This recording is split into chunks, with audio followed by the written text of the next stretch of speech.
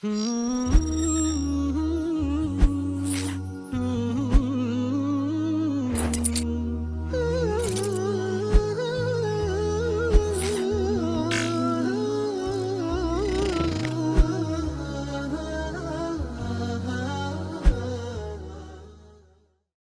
nërmiq, mirë se jemi sërish në emisionin Gratë në Kur'an, ku do të vjoj me historinë e Meriemës, historinë mrekulli e cila vjen si një histori sa hynore aq edhe njerëzore. Vjen me mësime konkrete, me porosi ku çdo kush mund të frymëzohet dhe çdo kush mund ta përdorë atë si një pasqyrë për të matur fetarinë e vet, devotshmërinë e vet dhe rrugtimin e vet. Ne do të kalojmë tek disa ajete të tjera për të njohur me historinë e Meriemës dhe me dobit e këtyre ajeteve. Dhe shpjegimin e tyre do ta kemi edhe sot nga hoxha e nderuar Feripiku. Profesor Mircevini. Mirësogjetëm, faleminderit. Profesor, ne lexuam në emisionet e kaluara nga surja Ali Imran, pra familja e Imranit, nëse mund të themi gjyshi i Isait alayhis salam ose familja e Meriemës, ndërsa sot kemi përzgjedhur disa ajete nga surja Meriem. Dhe është pikërisht ajeti 16 ku Zoti thotë, përmendju në këtë libër pra tregimin për Meriemën, kur ajo u largua prej familjes së saj në një vend në lindje. Ajo u veçua prej tyre, pastaj ne dërguam tek ajo Xhibrilin, dhe ai ju paraqit asaj si një njeri i vërtet. Ajo tha, unë i kërkoj mbrojtje të gjithëmëshirshmit prej teje, nëse e ke frikë atë. Le të ndalemi tek këto tre ajete të parë dhe tek ky reagim i parë i Meriemës ndaj një situate ku paraqitet një ëngjël, një melek, por sa ishte me po them fizionomi njerëzore.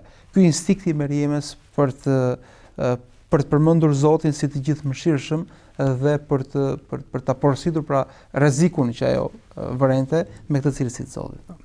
Bismillahirrahmanirrahim. Me emrin e Zotit mëshirues, mëshirbërës, mëshirplot. Isai alayhis salam, nëna e tij Meriemja, gjyshi dhe gjyshja e Isait alayhis salam, Imrani dhe bashortja e Imranit, në Kur'an ka një vend veçantë, saqë Zoti i ka përmendur këtë familje dhe gjithë personazhet e saj në dy sure, në surën Ali Imran, që vetë surja mban emrin e familjes së Imranit, dhe ka përmendur veç mas Meriemën, historinë e saj, djalin e saj Isain alayhis salam në surën Meriem, që edhe kjo sure mban përsëri emrin e Meriemës, për të treguar që muslimanët, besimtarët nuk bëjnë dallim mes profetëve të Zotit, nuk është përkatësi etnike, të gjithë janë profetë të Zotit, të gjithë janë të dalluarit e tij dhe të gjithë janë model për besimtarët deri në ditën e fundit. Historia e Meriemës e përmendëm pak që është një pjesë është në surën Ali Imran, një pjesë tjetër është në surën Meriem. Ajetet që sapo lexova tregojnë pikërisht dilirsinë, pastërtinë dhe besimin e veçantë që kishte Meriemja. Edhe pse një grua, por e cila është model për të gjithë besimtarët, burra dhe gra qofshin, e cila ditë reagoi edhe në momente rreziku dhe të vështira duke u mbështetur tek Zoti dhe duke i kujtuar palës tjetër rrezikut që mund t'i kanoset, duke e kujtuar atij Zotin, bazuar mbi urdhrin kuranor ku Zoti e përgëzon Meriemën që ai ka dalluar atë, e ka pastruar dhe e ka lartësuar mbi gjitha gratë e botës, prandaj ajo duhet të adhuronte Zotin me përkushtim, duhet të bënte sa më shumë ruku, pra për ulje dhe sa më shumë nënshtrim sejdë. Ajo vazhdoi të zbatoi këtë urdhër kuranor, duke adhuruar Zotin edhe duke bërë ruku dhe duke bërë sejdë, dhe në një moment të tillë pikërisht teksa ajo ishte duke adhuruar Zotin në mihrab, pra në një vend të veçantë për adhurim, asaj i shfaqet Xhibrili alayhis salam, po i shfaqet me pamje njerëzore. Dhe ajo nuk e dinte se kush është, si është pamja e Xhibrilit, nuk e dinte se do të vinte një profet. Pra nuk është se Meriemja adhuronte Zotin me ato që do të mvijë një diçka e veçantë mua, ose adhuronte Zotin me kushtin që do t'i shpallej asaj një gjë e veçantë. Ajo adhuronte Zotin sepse Zoti e meriton adhurimin. Adhuronte Zotin si falënderim për atë që Zoti kishte dhënë asaj, që kishte dalluar dhe kishte lartësuar mbi gjitha gratë e botës. Mirë, po Allahu xhaleshanu ka planin e tij, siç e përmendëm, kjo Merieme e cila vjen në botë si mrekulli, Kjo do sjell në botë një mrekulli edhe më të madhe, por mrekullitë janë të Zotit. Dhe mrekullitë kanë qëllimin që ta çojnë njerëzimin tek Zoti dhe jo të mbeten gjithmonë pjesë e mrekullive, edhe tek mrekullia. Kjo është po themi problemi i njerëzve. Njerëzit mahniten mas mrekullisë dhe nuk dalin dot prej saj. Meriemi është mrekulli, djali i saj Isa është mrekulli, por ka diçka përtej mrekullisë. Përtej mrekullisë është krijuesi, është Zoti i vetëm, është Allahu xhalla shanuhu. Prandaj në momentin që i shfaqet Allahu xhalla shanuhu, Xhibrilit nuk e dërgon në pamjen e tij origjinale. Pikrisht mëshirë për Meriemin, sepse pamja origjinale e Xhibrilit alayhis salam është e papërballueshme, shumë e vështirë, aq më tepër për një grua. Dhe Zoti është i mëshirshëm për krijesën e tij, aq më tepër për Meriemin. E dërgon atë në pamjen e një burri të pashëm, të hijshëm, të rregullt, i cili në pamjen e parë nuk është se sillte frikë dhe po themi nuk kishte rrezik, vetëm nga pamja. Mirë, po ajo nga që ishte njëri që e vlerësonte nderin e saj shumë, e vlerësonte besimin e saj, pati frikë. Pra gjithsesi një situatë, po themi kështu, vetmie, një buri i huaj, më njëherë Meriemin e çonte instinkti që ti përmend Zotin, pra friksoj Zotit pavarësisht nëse je me qëllim të mirë apo qëllim keq. Po, kjo është treguesi që në këtë moment vetmie, në këtë moment dobësie, ajo ishte larg familjes së saj, larg po themi edhe njerëzve, edhe kjo është për të treguar që vetmimi dhe largimi nga njerëzit her pas here është i rëndësishëm.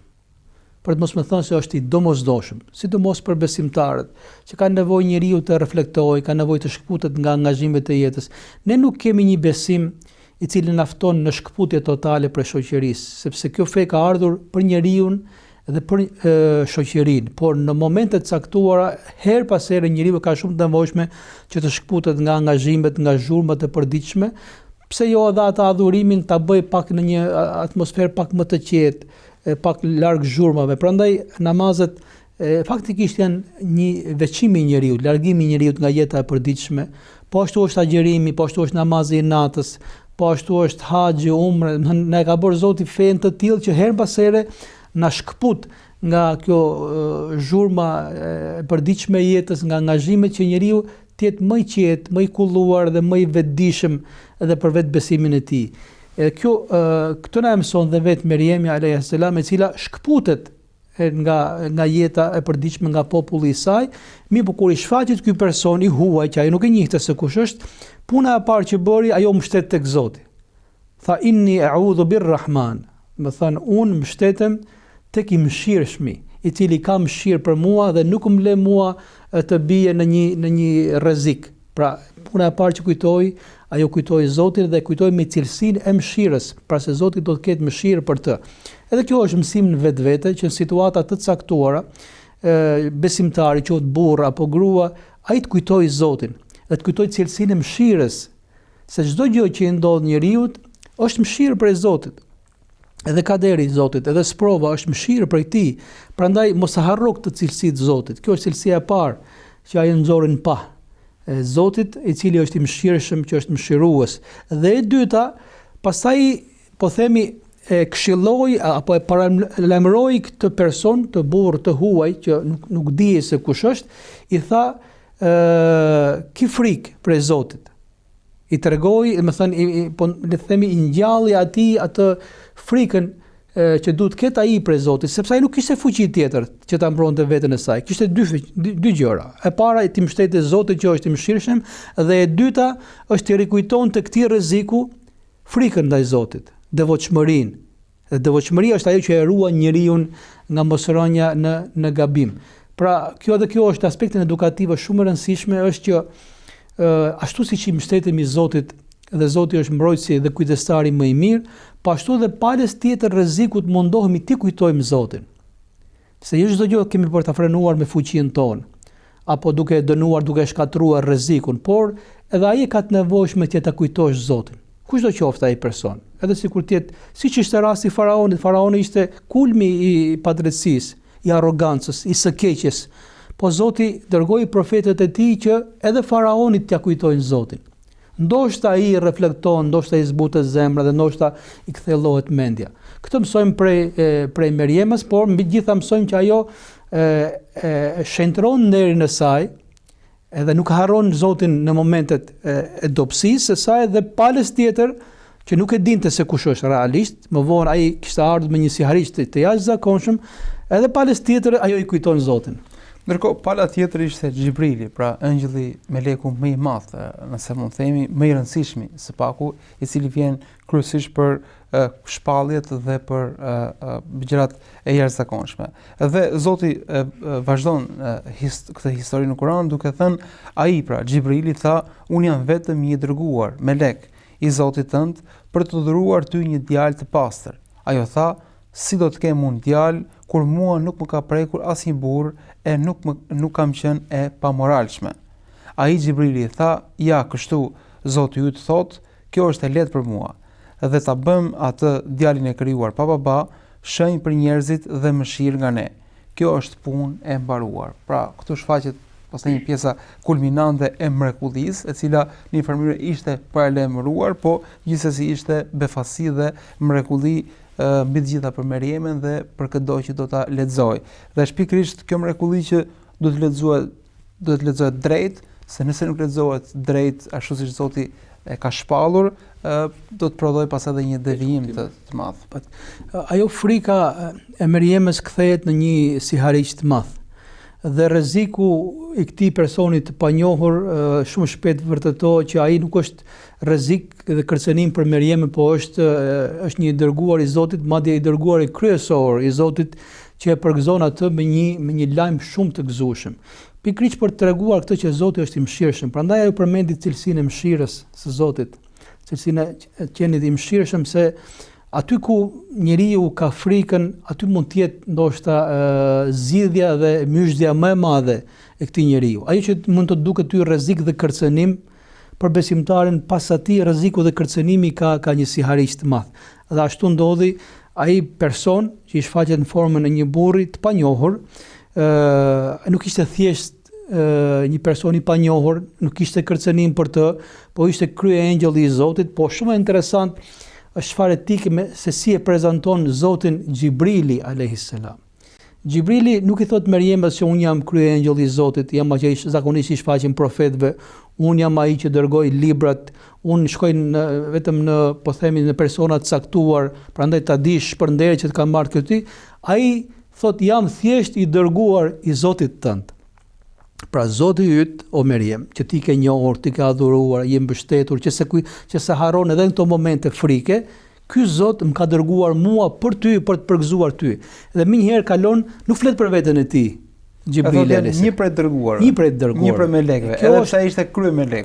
Kjo është shumë interesante, pasi madhështinë e Zotit duhet ta mësojmë nga gjuha e engjëve, nga gjuha e Xhibrilit dhe nga gjuha e profetëve. Prandaj përmenda se në historinë e Meriemës dhe Isait do gjejmë gjithmonë madhështinë e Zotit. Pikërisht për të treguar që o njerëz mos mbeteni, mos u ndalni tek mrekullia, po shkoni përtej mrekullisë, sepse po mohnitet nga mrekullia dhe po nuk bëhet pyetjen kush është ai që e bëri këtë mrekulli, ju do të rrezikoni besimin tuaj, do të mbeteni peng i asaj mrekullie. Edhe vetë Xhibrili këtë etikë ka, edhe këtë besim ka. Unë jam një prej dërguarve të Zotit. Kam ardhur për të përgëzuar ty, jo për të dëmtuar, as për të kërcënuar, për të përgëzuar me një lajm shumë të madh. Përgëzoj me një djalë.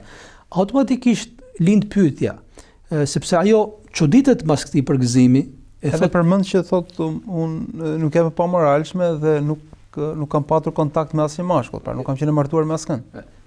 Meriemja besonte tek Zoti, ishte ajo që kishte parë frutet dhe mrekullitë e Zotit, po themi frutet që vinin jashtë stinës, pa llogari, dhe madje ajo ja tregoi këtë mësim, këtë leksion tauhidi ja dha edhe Zekerias.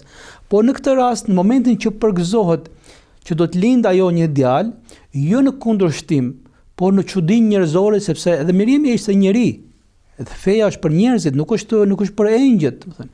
Edhe ajo çudit për kësaj, nuk çuditet se a ka mundësi Zoti ta bëjë diçka të tillë? Ajo çuditet se si mund t'i ndodhë dhe menjëherë i shkoi mendja se çfarë do të thonë njerëzit për mua. Pra mund të cënohet ai dimensioni i cilin janë dalluar deri tani, sepse ai me ato ishte dalluar deri tani. Një vajzë e përkushtuar, e lirë, e pastër në adhurimin e saj, e papërzier me jetën dhe po themi me banalitetet e jetës përditshme, tashmë menjëherë i shkon mendja se si mund të kem unë një fëmijë, sepse ishte edhe e zgjuar dhe e mençur, ai e dinte se si vjen fëmia në këtë jetë. Në një kohë që mua s'më ka prekur asnjë burr, edhe mbi gjitha unë nuk jam e përdal, nuk jam e pamoralshme, sepse ajo menjëherë mendoi që njerëzit kanë për të akuzuar atë për imoralitet. Edhe thash, kjo është pikërisht për të treguar se sa të shenjtë kishte ajo nderin e saj, sa të shenjtë ai kishte virtytet dhe vlerat, dhe e qante hallin se si do të jap ajo përgjigje njerëzve. Ajo patjetër që ka besim tek Zoti. Patjetër që e pranon kaderin e Zotit, por ajo ka shqetësimin se si do të ballafaqohet me njerëzit. Dhe ky shqetësimi i dytë është për të treguar që besimtarët, profetët, ashtu siç i besojnë Zotit, ashtu edhe vrasin mendjen se si do të reagojnë njerëzit, nga që janë të ndjeshëm, siç ka qenë i ndjeshëm dhe profeti Muhammed alayhis salam. Kur i zbriti shpalla, tha çfarë do të thonë njerëzit? Jo në formë dyshimi, por sepse ai donte që njerëzit të mos e keq kuptojnë atë. Njerëzit mos e përdorin këtë ngjarje si sebeb apo si shkak që ato të largohen prej Zotit. Këtë shqetësim pati dhe Meriemja. Ndërkohë, lindja e saj është mrekulli, është jashtëzakonshme, po ndërkohë çdo lindje është mrekulli. Pra, a vjen kjo ngjarje për të na kujtuar dhe për të na treguar se sa herë që dikush nga ne bëhet baba, ose sa herë që dikush është përballë një situate kur ka ardhur në jetë një fëmijë, pavarësisht se është përjashtim historia e Isait alayhis salam, të kuptojmë se kush është Zoti i këtij fëmije, sepse pikërisht Xhibrili thotë pra që është Zoti ai që do ta bëjë këtë mrekulli, dhe Zoti është ai që për cilit burojnë çdo lloj mrekullie. Pra si ta lexojnë ata prindër që nuk kanë këtë mrekullinë e veçantë, por kanë këtë mrekullinë që nuk po e vlerësojnë fiks. Nëse ne çdo gjë e shikojmë si mrekulli prej Zotit, qoftë e madhe apo jo, sepse çdo, siç e përmendë, çdo lindje e një fëmijë është mrekulli në aspektin e fuqisë, sepse është me të vërtetë është vetëm forca e Zotit ajo që e sjell në jetë diçka të tillë.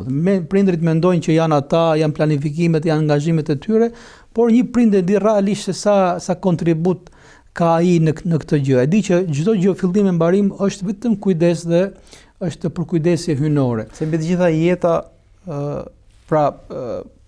të sjellësh jetë është e pamundur, pra veç Zoti mund sjellë jetë. Vetëm ai që e ka emrin El Hayy, i gjalli që nuk ka fillim dhe nuk ka mbarim, vetëm ai krijon jetën. Dhe ne të gjithë jemi produkt e kësaj jete, nuk jemi ne krijuesit e jetës, nuk jemi ata që mund ta bëjmë zanafillin e jetës. Prandaj të sjellësh në jetë një jetë, ne dim para mirë se kjo nuk është në kompetencat njerëzore, po është krejtësisht kompetencë hyjnore. Mirë po, Allahu xhaleshanu në Kur'anin famlar na ka treguar disa lloj ardhjesh në jetë. Sepse njerëzit automatikisht kur shikojnë formën se si lind Isai, ky fëmijë në formë mrekullie, ndryshe nga gjithë situatat e tjera, do të mbeten tek mrekullia dhe do dalin pikpyetje, do të keq kuptojnë mrekullit. Nëse mendojnë, e dinë që Zoti është krijues, ai është furnizues, ai krijon forma të ndryshme, sjell në jetë në forma të ndryshme krijesat e tij, atëherë përgjigjja është shumë e thjeshtë. Prandaj shpesh herë Zoti thotë, shembulli i Isait tek Zoti është si shembulli i Ademit. E krijoi atë nga dheu dhe i tha bëhu dhe bëhet. Atëherë, pse e përmendi si shembulli i Ademit? Sepse nëse qenë ka çudi, mrekulli dhe e pa imagjinueshme që të vijë në jetë një fëmijë pa prezencën e një babai, një kohë që nëna është e pastër, është e sinqert, është e paprekur, atëherë çudima e madhe do të jetë ardha në jetë e Ademit. Ai është pa baba dhe pa nënë. Prandaj dietarët kanë thënë janë 4 lloj krijimi. Është krijimi i Ademit alayhis salam, pa baba dhe pa nënë, prej dheut, dhe Zoti tha bëhu dhe bëhet. Është krijimi i Havas, që edhe ajo ka ardhur me një palë, vetëm nga një kanal, nga një anë, domethënë. Ka patur 2 prindër.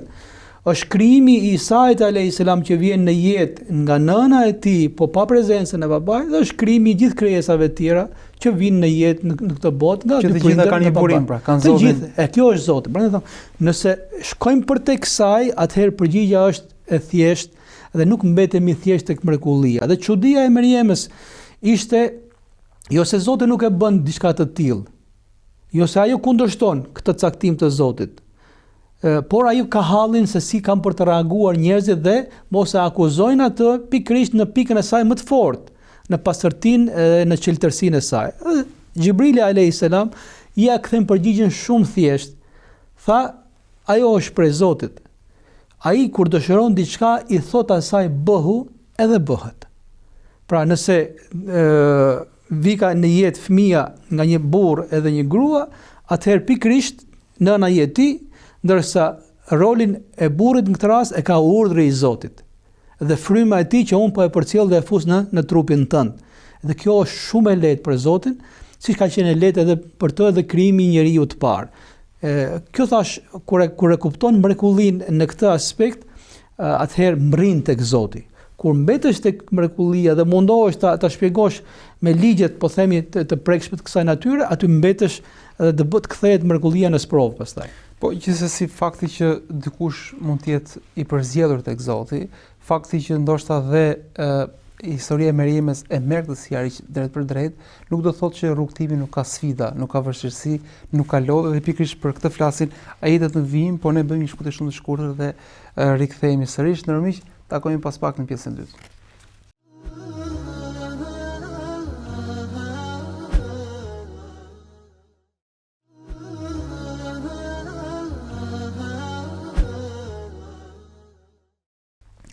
Rikthehemi miq në studio, jemi pikërisht me ajetet e surës Meriem, duke u njohur ajet mas ajeti, hap pas hapi me këtë mrekulli, e cila siç kemi thënë është sa hynore, aq edhe njerëzore. Dhe pikërisht në këto ajete që do të flasim tani, do të zbulojmë se pavarësisht statusit që dikush mund të ketë tek Zoti si një status I veçantë dhe I lartë, siç ishte rasti I Meriemës, ai shoqërohet jo me pak sfida dhe jo me pak përballje që duhet t'i përballoj, duhet t'u dal po themi përballë vet atyre, normalisht duke mbështetur Zotin. Dhe pikërisht ajetet në vijim thon, pasi mbeti shtatzan, ajo veçua në një vend të largët. Kur dhimbjet e lindjes e mbështetën atë pranë trungut të një hurme, ajo tha: "Ah, sikur të kisha vdekur para kësaj e të isha e haruar që moti."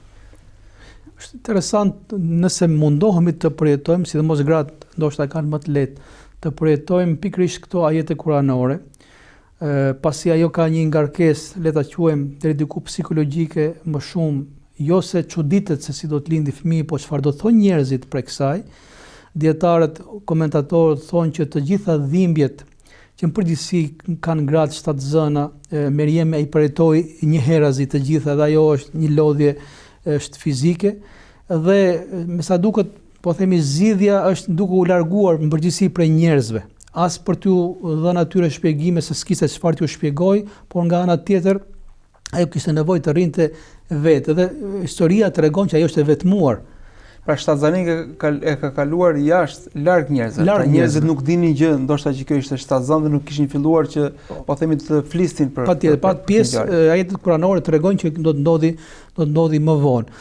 Dhe ajetet tregojnë që në të gjithë të ngarkesë, qoftë ajo, më thënë psikologjike, qoftë ajo ngarkesë fizike, ato dhimbje, madje ajetet tregojnë që dhimbjet e lindjes e shtyn e detyruan. Të gjithë njerëzit e dinë që kur kanë dhimbje të mëdha, ato lëvizin pa vetdije. Nuk rrin dot me një vend, më thënë, aq më tepër nënat shtatzana ku janë në pritje të lindjes së fëmijëve, që është kulmi I atyre dhimbjeve. Dhe Zoti tregon që këto dhimbje e shtyn e detyruan atë të shkojë afër trungut të një palme, të një hurme. Dhe në këto momente ngarkese psikologjike, ngarkesë dhimbje shumë të mëdha, siç dihet, dhimbjet e lindjes janë dhimbjet numër 1 në kategorizimin e dhimbjeve njerëzore që përjeton njeriu. Numri 1 janë dhimbjet e nënave shtatzana në momentet që lindin fëmijët e tyre, prandaj nëna ka lërë të veçantë dhe respekti ndaj nënës është I një kategorie të veçantë. Prandaj është thënë që qoftë dhe një dhimbje nga dhimbjet e lindjes është më e madhe se të gjithë respektin që mund t'i bëjë dikush nënës së tij. Meriemja në këtë moment të thot diçka që shumë interesante për treguar që edhe besimtari është njeri, ka dobësinë e tij, ka pikat e, po themi, momentet caktuara që kalon një dobësi. Ajo çfarë thot, as sikur të kisha vdekur përpara këtij momenti, madje të mos të isha e harruar, të mos ekzistoja. Do të thënë ajo thot, as sikur edhe të mos kisha lindur, mos kisha ardhur në jetë. Subhanallahu, do të thënë ku e çojnë ngarkesat njeriu në momente të caktuara. Meriemja alayha salam kishte parë mrekullitë e Zotit, kishte ardhur në botë si mrekulli, kishte parë mrekulli që e kanë rrethuar, është rritur me mrekulli. Mirë, por në këto momente të caktuara, thash kur ngarkohen të gjithë këto lloj elementesh, ajo thot një fjalë të tillë. Allahu xhallashanuhu e qetëson robën e tij edhe në këto momente që janë momente shumë delikate, për të na treguar që dhe nëna e Isait, Isai vetë, gjithë profetët e Zotit, me krye Muhamedit alayhis salam, janë njerëz. Madhështia e tyre është tek madhështia e Zotit, është Zoti ai që i ka lartësuar, jo se ata kanë cilësi të jashtëzakonshme, është Zoti ai që ka dhënë këtë. Edhe kjo dobësi që tregon Meriemja është pikërisht për të treguar që ai që është pa kusure, pa tmeta, që është i plot fuqishëm është Zoti, që njeriu mbetet njeri. Ata nuk e thot, po themi, nga dëshpërimi, nuk e thot se ai nuk ka besim, por e thot pikërisht nga ndikimi i gjendjes në cilën ndodhej. Pra, dhimbjet e lindjes mund ta bëjnë njeriu që edhe të dalë ndoshta në formën nga vetja, ose edhe ta gjejë veten përballë situate që edhe për atë surprizë. Dhe sot psikologët flasin pafund për traumat e lindjes, për po themi periudhat ku nënat duan një trajtim të veçantë edhe psikologjik. Edhe ky trajtim psikologjik në formën vjen nga vetë Zoti, ku ajeti vijues thot, por një zë i thiri nga poshtë hurmës, mos u brengos. Zoti yt bëri të rrjedh pranë teje një prua, shkunde trupin e hurmës dhe do të bien hurma të pjekura të freskëta. Ha, pi dhe qetësohu në paqe, dhe nëse sheh ndonjë njeri thuaj, unë jam betuar të hesht për hir të gjithëmëshirshmit, dhe sot nuk i flas asnjë njeriu. Kjo është shumë interesante, siç e përmendë, që ky trajtim psikologjik Meriemës i jepet në një kohë që ishte totalisht e vetmuar. Do bëj një lindje, nuk ka asnjë asistencë. Nuk ka njeri afër, ka gjithë këto ngarkesë psikologjike, ka këto dhimbje kaq të mëdha, dhe Zoti pikërisht në këto momente e tregon mëshirën e tij ndaj Meriemës. Një zë e thirrja atë nga poshtë, dhe komentatorët e Kuranit thonë, kush është ky zë? I kujt ishte ky zë? Ka prej tyre që thonë është Allahu xhallashanuhu i foli në format që ai di të flas, ka disa të tjerë që thonë ishte zëri i Xhibrilit, ka të tjerë thonë që ishte zëri i Isait, i sapo lindur. Fëmijës së saj të sapo lindur, dhe ka shumë që e shikojnë këtë edhe më të rëndësishëm, sepse ai do të përgatitej pikërisht në një ballafaqim edhe më të madh kur të akuzohej se nga ke marrë këtë fëmijë. Mirë, po Allahu xhallashanuhu që në këto momente e qetësoi atë, dhe qetësia më e madhe që i jepet një nënë, që sapo ka lindur fëmin, është qetësia, është zhurmë, është zëri i fëmijës së saj. Aty, sikur aty çlirohet, aty i ikin gjitha dhimbjet, gjitha lodhet dhe gjitha frikrat një nëne. Prandaj dietarët, ka komentatorë që thonë, ai ishte zëri i Isait alayhis salam, i cili foli sapo lindi. La tahzani, ti mos u brengos. Pse e nis me këtë? Kushdo qoftë thënësi kësaj shpreje, qoftë prej Zotit, apo prej Xhibrilit, apo prej Isait, të gjitha janë prej Zotit, ne e besojmë këtë pjesë. Po pse e nis me këtë? Sepse puna e parë që ka nevojë, sidomos një nënë në këto situata, është që ajo të qetësohet, duhet të qetësohet psikologjikisht, ka nevojë për mbështetje shpirtërore, ka nevojë për mbështetje psikologjike. Se kjo ishte lodha dhe ngarkesa më e madhe që kishte Meriemja, dhe siç e përmendë nënat përgjithësi, për atë kanë pjesë, kanë shumë nevojë në këto momente që dikush të qëndrojë afër, por jo t'ia shtoj dhimbjen, t'ia lehtësoj dhimbjen, t'i inkurajoj që të gjitha do të kalojnë dhe ajo që do të vijë është shumë më e mirë se sa kjo që ti po përjeton. E dyta, përgëzimi i dytë është me ujë. Uji gjithmonë ai është mrekulli. Në atë moment Zoti ai bën një prru apo një prock në atë afër. Uji gjithmonë ka qenë inkurajues dhe lehtësues. Nuk është vetëm pastrim fizik, por është edhe pastrim shpirtëror. Prandaj uji është prej mrekullive të Zotit. Prandaj Zoti e ka bërë ujin origjinë dhe burim të çdo jete, të çdo gjallëse. Edhe ai kishte nevojë të pinte. Dhe e treta është ajo pikërisht që Zoti i kërkoi Meriemës në këto momente që ishin shumë decisive për të, që të shkundi të tund trungun e asaj palme, që asaj t'i bien hurma të freskëta. Dhe dietarët kanë pyetur në këtë moment, që ai ishte e lodhur, e dobët, kishte halla dhe sikletë të tjera, a kishte ajo fuqi të zbatonte këtë urdhër, të shkunte trungun e palmës, kur di që trungu i palmës është shumë i vështirë, por të shkundur edhe nga burra, jo më nga gratë. Burrat po bën bashkë nuk e arrin ta shkundin trungun e një palme. Aty thot, ky është mesazh që njeriu edhe në këto situata duhet ta bëjë detyrën e tij si njeri. Pra nuk duhet të bëjë ato përpjekje njerëzore, pavarësisht se ato ngelen gjithmonë të kufizuara. Pikërisht, ato janë shumë të kufizuara, qoftë dhe simbolike, ajo do ta bënte, do të mundohej ta shkunte trungun e asaj palme, pikërisht për thënë që njeriu duhet ta bëjë sebepin. Këto të tre elementë janë shumë të rëndësishëm, është qetësimi psikologjik që jepet asaj, sidomos nëse ka folur Isa po linduri, fëmia e saj, ajo është qetësues shumë i madh psikologjik për Meriemën, se ky fëmijë është i veçantë, ky ka lindur edhe flet se Isa po lindur, e dyta është ai ujë që vjen si mrekulli prej Zotit dhe uji tham është freskim dhe është ushqim, dhe e treta ato hurma të freskëta që edhe kjo nga aspekti shkencor është e vërtetuar që nënat në këto momente kanë nevojë se kanë humbur shumë energji, kanë humbur shumë sheqer, kanë nevojë pikërisht për to lloj ushqimesh që e ka hurma të treja, këto janë lehtësim momental, direkt që jep Zoti që është i mëshirshëm. Më vonë çfarë pasi bëhet ky rehabilitim, po themi qetësim shpirtëror, psikologjik dhe fizik, që është faza e parë e emergjencës. Në fazën e dytë Allahu xhaleshanu çfarë i thot? Thot ti pastaj ha, fillo të hash normalisht, hapi dhe qetësohu, vazhdon, për duhet të jesh një fazë jo shkurtër kjo pjesa e rehabilitimit dhe e nevojës për, po themi, për qetësim dhe për rimarrje të forcës. Do të haj një far kohë, do të thënë do të marrë veten e saj, pashtu do të pi me qetësim, me rahati, do t'i kthejnë gjitha fuqitë e saj dhe qetësohet, mos u mërzit, më thon mundohu të mbledhësh veten tënde. Dhe shpreha kuranore shumë interesante, thotë o qarri aynën, qetësoj syt. Njerëzit kur kanë frikë, në përgjithësi nuk shikojnë dot një drejtim caktuar. Syt janë të papërqendruar dhe gjithë na ka ndodhur edhe shikojmë. Edhe dallojmë njeriu i cili është i trembur, është i çorientuar, sepse shikojmë që shikimi i tij nuk është në një vend të caktuar. Në momentin që njeriu qetësohet, ai arrin të shikojë në një moment të caktuar, në një vend të caktuar, si për treguar që gjendja e tij e brendshme është e rehabilituar, edhe sepse shikimi është pasues i gjendjes së brendshme. Prandaj Zoti e përmend ti masi të hash, të marrësh veten tënde, të pish, të rahatohesh, qetësohesh dhe mundohu të jesh i qetë, sepse do të shkosh të ballafaqohesh me një sfidë edhe më të madhe se sa kaq, po ti duhet të jesh e fuqishme. Prandaj ajetet kuranore janë me të vërtetë janë prej Zotit, i tregojnë gjendjen shpirtërore, gjendjen fizike, gjendjen psikologjike të Meriemës, thotë edhe nëse ato do flasin, që me siguri do të flasin, ti do të thuash që un kam zgjedhur të hesht, sepse po të mbledhësh të gjitha argumentat, ata nuk do të besojnë. Si për treguar se në momentet e caktuar nuk është kusht të japësh të gjitha argumentat, se nuk janë mbush dot mendja e njerëzve. Por duhet të jesh i qetë. Dhe e dyta do të zgjedhësh ato që ndoshta është argumenti më i fortë, që është argumenti i heshtjes. Heshtja nganjëherë është shpata më e fortë që pret.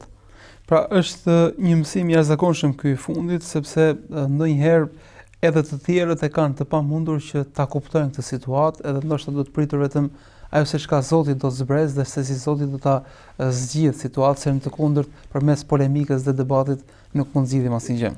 Profesor, unë falenderoj shumë për këto shpjegime. Ne me sa duket do të na duhet edhe një takim tjetër për ta përmbyllur këtë histori kuranore, këtë mrekulli kuranore me mësime të jashtëzakonshme për gjithë secilin prej nesh. Unë falenderoj shumë. Shumë faleminderit. Miq, këtu jemi në takimin e sotëm, pra ishim me këto ajete të surës Meriem ku folëm për këtë moment kulminant në historinë e Meriemës, lindjen e Isait alayhis salam, i cili vjen si një mësim edhe me disa aspekte konkrete dhe praktike për çdo nënë dhe për çdo kënd i cili gjendet pranë një nëne, me ato orientime për qetësim, për mbështetje tek Zoti dhe për të bërë atë që është njerëzore në mundësitë tona. Unë falenderoj që na ndoq, do të jemi sërish javën e ardhshme, mirë takosh.